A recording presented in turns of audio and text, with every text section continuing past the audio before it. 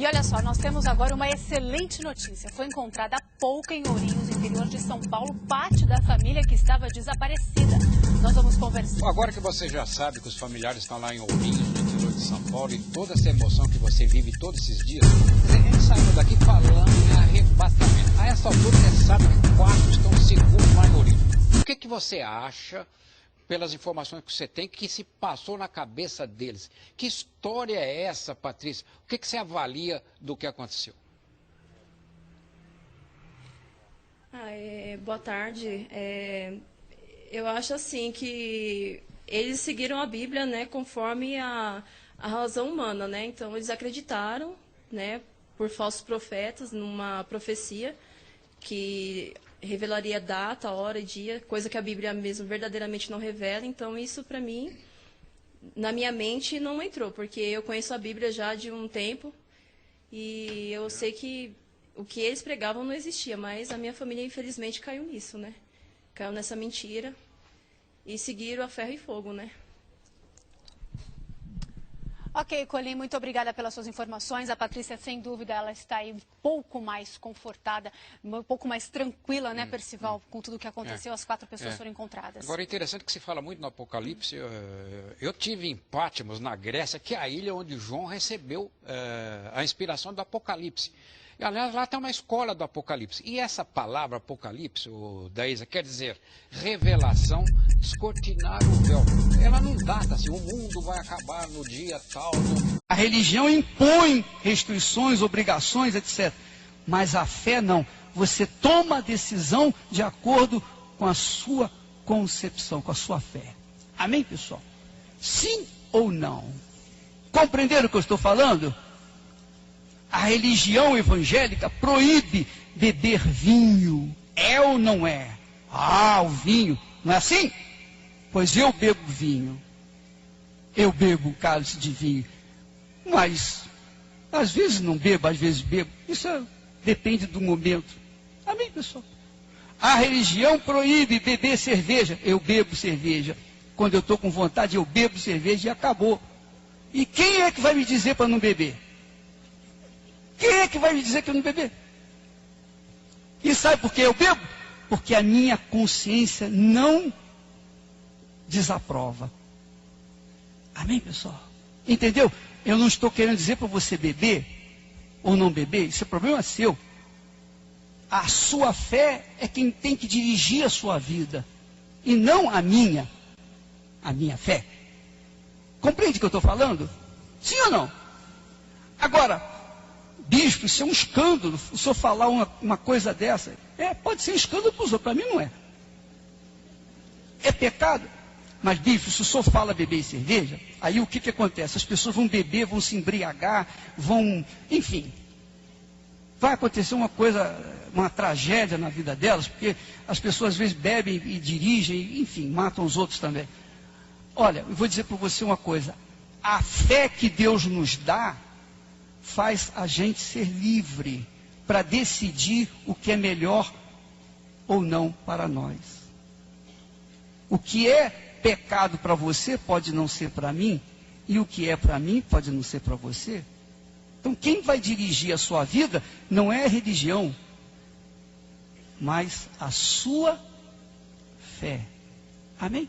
A sua consciência com Deus, sua boa consciência com Deus. Entendeu? Mas se beber, não dirija.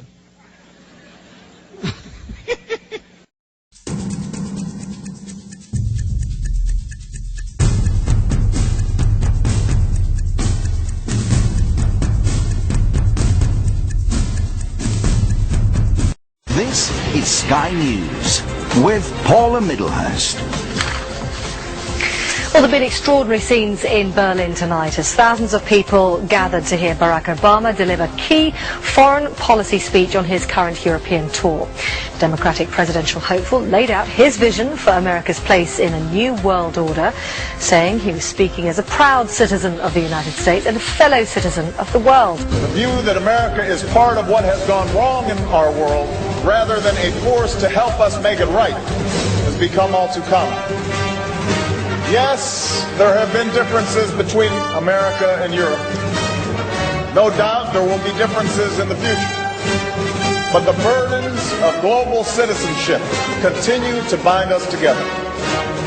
A change of leadership in Washington will not lift this burden. In this new century, Americans and Europeans alike will be required to do more, not less. Partnership and cooperation among nations is not a choice. It is the only way, the one way, to protect our common security and advance our common humanity.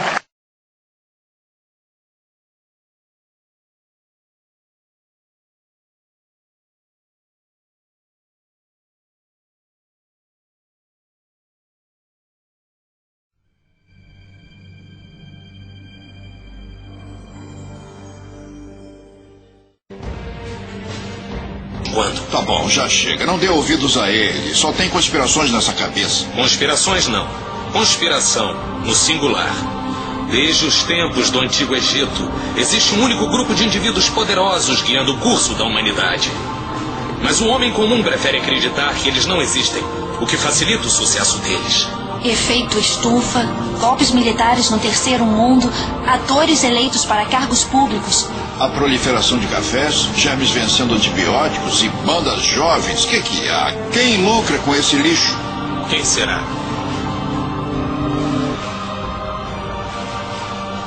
Ele existe mesmo. Ou melhor, ele existia. E só uma emissora deu a notícia. Tá aí a primeira pista nessa história que eu estou levando fé. Vamos a Nouveau Gen descobrir quem é esse cara. Primeiro vamos descobrir a fonte da notícia. Pra quê? Não sabe quem são os donos da emissora Eagle? Os verdadeiros donos? É melhor a gente se separar. Eu e Kera vamos a Nouveau Gen. E você vai pra onde quiser.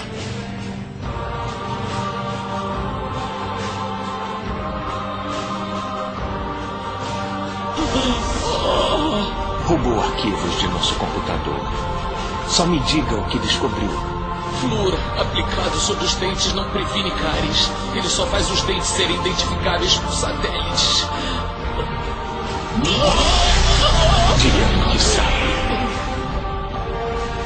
As pontas de plástico nas pontas dos cadarços de sapatos possuem um propósito sinistro.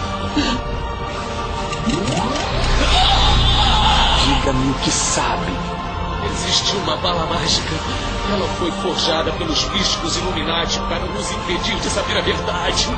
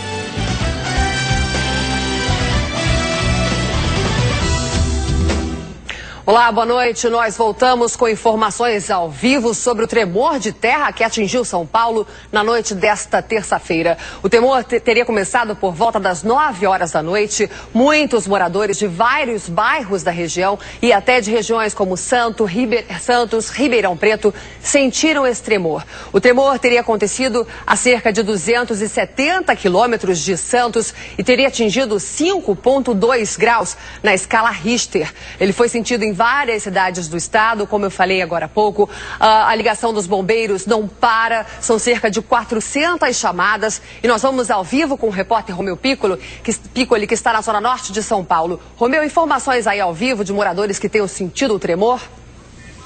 O tremor foi sentido em várias regiões da cidade de São Paulo e em várias regiões do estado de São Paulo também, principalmente na zona sul da cidade de São Paulo. Muitos moradores desceram dos prédios do jeito que está.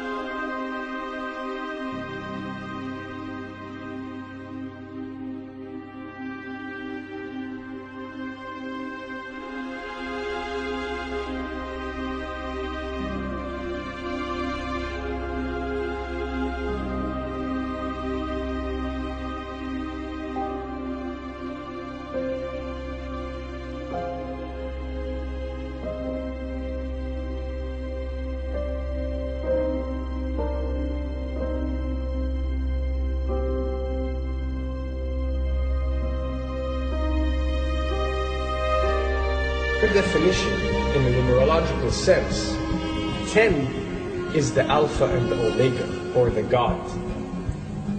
11 is a step above God. 101 is a step above God. 111 or 911 is the skipping of God.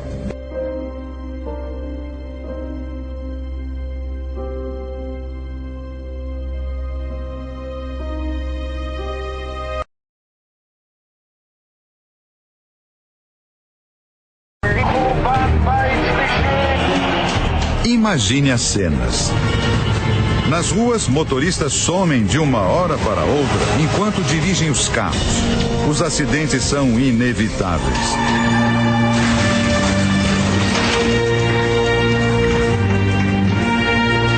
Aviões perdem os pilotos em pleno voo e grandes desastres acontecem.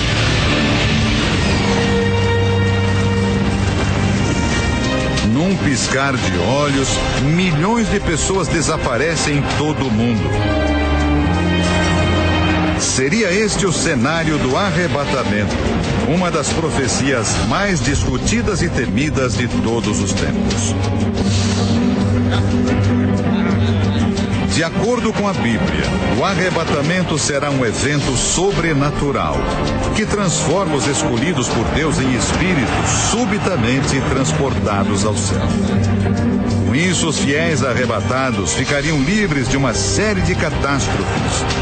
Já os infiéis ficariam na terra e passariam por um grande sofrimento. Segundo a profecia, o arrebatamento vai acontecer antes de um período chamado de Grande Tribulação. 7 anos de catástrofes que terminam com uma grande batalha, o Armagedon, a disputa definitiva entre o bem e o mal. A crença no arrebatamento está presente no cristianismo e em outras religiões.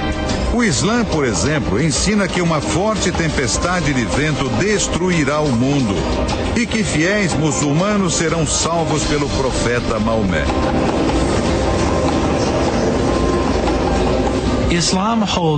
Este professor de religião da Universidade de Pepperdine, na Califórnia, diz que quando se trata do fim dos tempos, cristãos e muçulmanos têm crenças semelhantes. Segundo ele, isso acontece porque o profeta Maomé se inspirou em textos da Bíblia. Muitos religiosos e pesquisadores tentam decifrar supostas indicações sobre a data do arrebatamento. O último livro da Bíblia, o Apocalipse, descreve grandes desastres naturais no período que antecede o fim dos tempos. São tempestades, terremotos, ilhas que afundam. O jornalista Daniel Gansel escreveu vários livros sobre profecias da Bíblia. Ele diz que a questão do arrebatamento mexe muito com as emoções das pessoas. A maioria quer ver os filhos crescerem, casarem, terem outros filhos. Por isso, muita gente não suporta a ideia de que um arrebatamento estaria próximo. Por outro lado, diante das catástrofes globais, muitas pessoas acreditam que estamos perto do fim.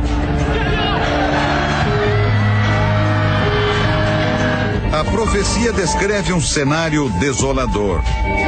Milhões de casas e empresas abandonadas. Tremores de terra, incêndios. 1/3 da água do planeta ficaria envenenada. Doenças se espalhariam pelo mundo e um calor insuportável dizimaria milhares de vidas. Tudo isso numa proporção ainda maior do que as catástrofes que temos acompanhado. O tsunami que ocorreu na Indonésia em dezembro de 2004 e deixou mais de 200 mil mortos. O furacão Katrina em 2005, que arrasou a cidade de Nova Orleans, nos Estados Unidos. Os terremotos no Haiti e no Chile no ano passado, com milhares de mortos e desabrigados. E no episódio mais recente, o tsunami no Japão. A onda gigante destruiu cidades, deixou milhares de mortos e espalha até agora o medo da contaminação radioativa.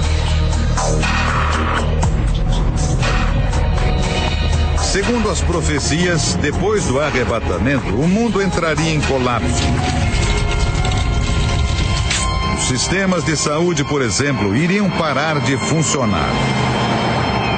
Com os hospitais superlotados, os médicos não teriam sequer condições de fazer a triagem dos pacientes.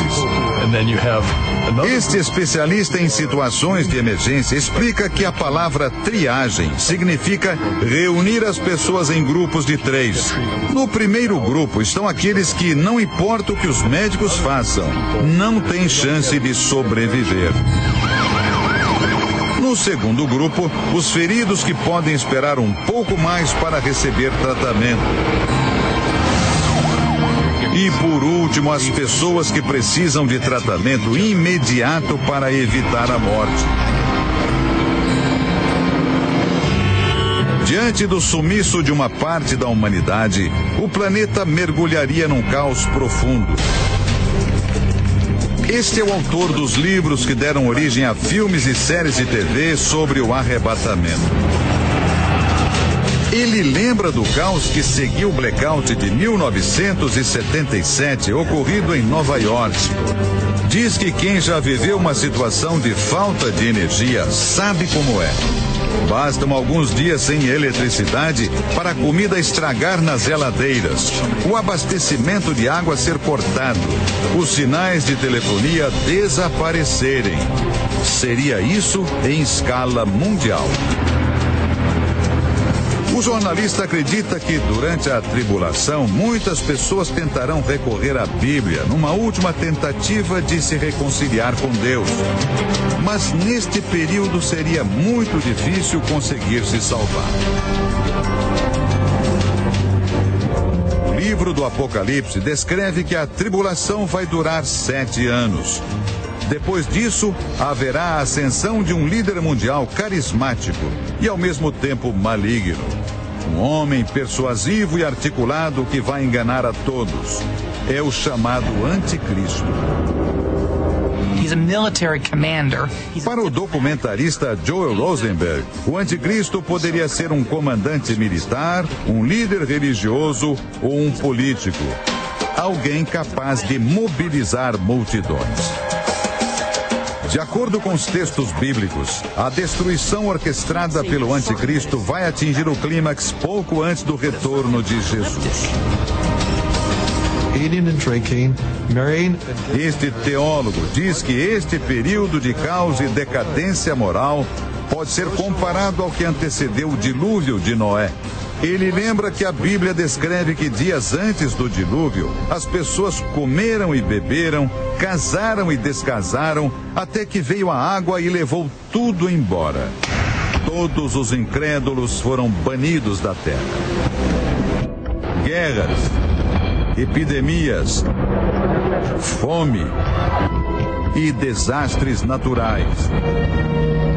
Serão mesmo os eventos atuais indícios do fim dos tempos? Quem acredita na profecia diz que os sinais do arrebatamento já são visíveis.